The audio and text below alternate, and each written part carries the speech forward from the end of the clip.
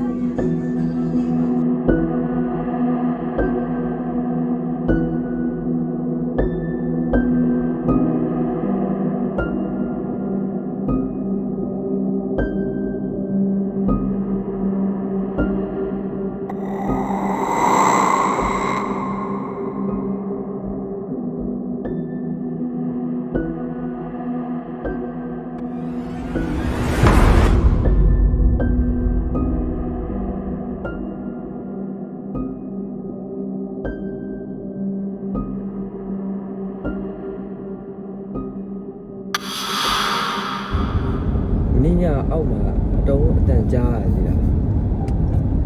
အကောင်းပြောမင်းတနေ့ပြောတဲ့လူမျိုးကအတန်ဒီမှာကြားသူပြီးပြောက်သွားတယ်အောက်ဆင်းမျိုးအောက်မှာမနေ့ကနိုးတော့မှလာပြော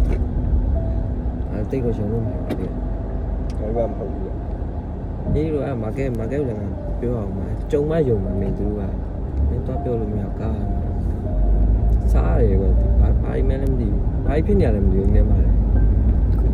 အေး